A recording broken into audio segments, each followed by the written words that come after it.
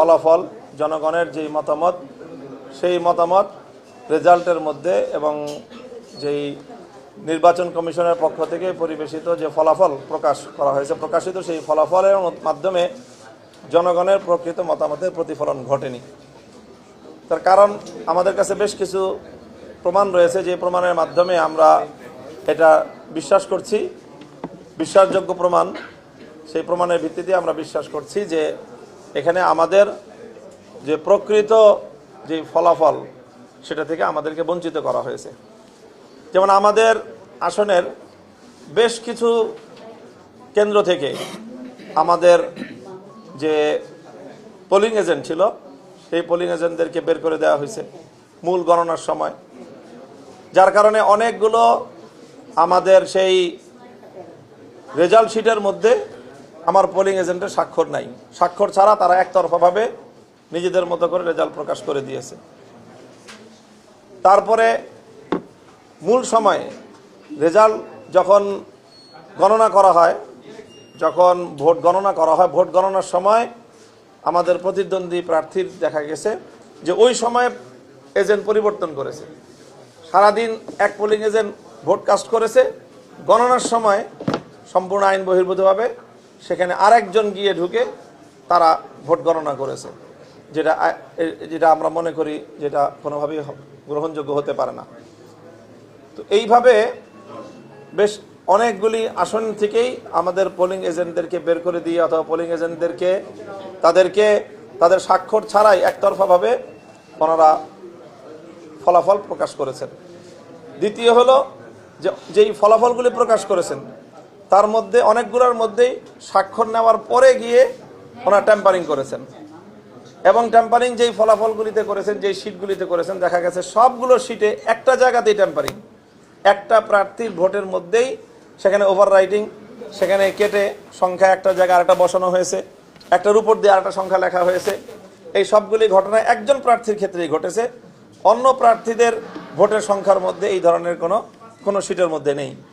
এটা হলো দ্বিতীয় কষ্ট। এতে প্রমাণ হয় যে পরিকল্পিতভাবে ভোট গণনার শেষে একজন প্রার্থীর ভোট বেশি দেখানোর জন্য সেখানে পরবর্তীতে সেটাকে ওভাররাইটিং করে ওটাকে বৃদ্ধি করে দেখানো হয়েছে। তৃতীয় অভিযোগ হলো যে নির্বাচন কমিশন যে ব্যালট পেপার দিয়েছে, সেই ব্যালট পেপারে মানে 9 জন প্রার্থী হওয়ার কারণে দুইটা কলামে, একটা কলামে 5টা রোতে 5 জন, আর একটা কলামে 4টা রোতে 4 জন। তো স্বাভাবিকভাবে প্রথম কলামের যে লাস্ট রোটার বিপরীত দিকে দ্বিতীয় কলামের সেই রোটা খালি। তো খালি থাকার কারণে এটাকে লাস্ট কলামের যে বাম দিকের যে রোটা, ওইটার বরাবর একটা ঘর বলে মনে হয়। একটা ঘর বলে মনে হওয়াতে গণভোটের মধ্যে যেরকম হ্যাঁ না বাম পাশে লেখা ছিল, সিল মারার জায়গা ডান পাশে ছিল খালি জায়গায়। তো ঠিক ওরকম একইভাবে যদি কেউ চিন্তা করে থাকে গণভোটের মতো করে যে বাম পাশে প্রার্থী এবং প্রতীক, ডান পাশে তার খালি ঘর, সেখানে তাকে সিল মারতে হবে, তো সেইভাবে সিল মেরেছে প্রচুর ভোটার। এটা আমাদের কাছে প্রুফ আছে যে অনেক ভোটার সেখানে সিল দিয়েছে, এবং প্রতিটা ভোট কেন্দ্রে এই পরিমাণ ভোট এই কারণে বাতিল হয়েছে, যেটার সংখ্যা আমাদের সাথে যদি যুক্ত করা হয় তো আমরা অনেক ব্যবধানে আমরা এখানে বেশি ভোট পাই। তো আমাদের কাছে এটা প্রমাণ রয়েছে যে নির্বাচন কমিশনের পক্ষ থেকে অন্য আসনে, যেরকম ঢাকা 8 আসনের ব্যাপারে একই সেম কেসটা হয়েছে মির্জা আব্বাস সাহেবের ক্ষেত্রে, ধানের শীষের প্রতীকে, যে সেখানে তার ফার্স্ট কলামের লাস্ট রোতে মির্জা আব্বাস এবং সাহেবের নাম এবং ধানের শীষ, আর বিপরীত দিকে দ্বিতীয় কলামের লাস্ট রোটা খালি।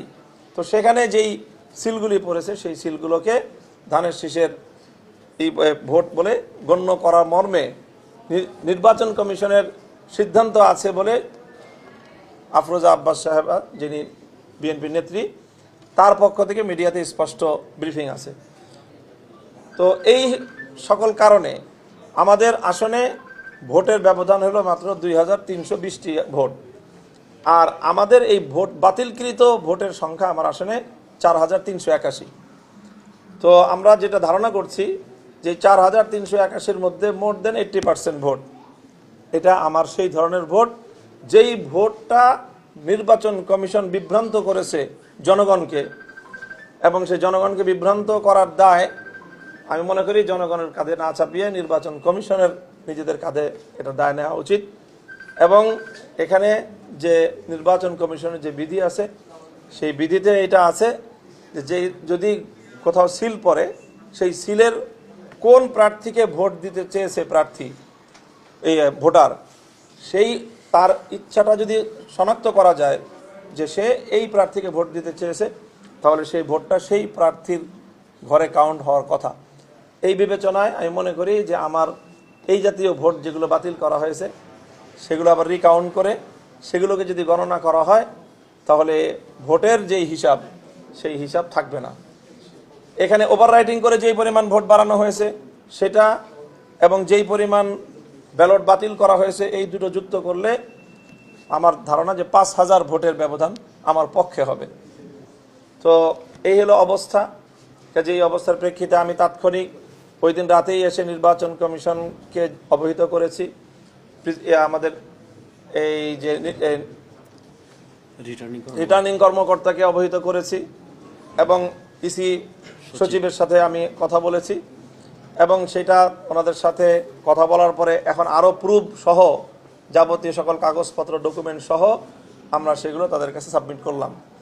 এখন আমাদের পরিষ্কার কথা যে যেই ভোটাধিকার প্রতিষ্ঠা করার জন্য, জনগণের ভোটাধিকার সংরক্ষণ করার জন্য যে আমাদের সংগ্রাম, আমাদের যে আন্দোলন, সেই আন্দোলন এবং সংগ্রামকে সফল করতে হলে জনগণের ভোটাধিকারকে যদি সংরক্ষণ করতে হয়, তাহলে আমাদের এই আন্দোলন থেকে পিছিয়ে আসার কোনো সুযোগ নেই, এবং যে কোনোভাবেই আমরা এই অধিকারটা প্রতিষ্ঠিত করেই ছাড়ব।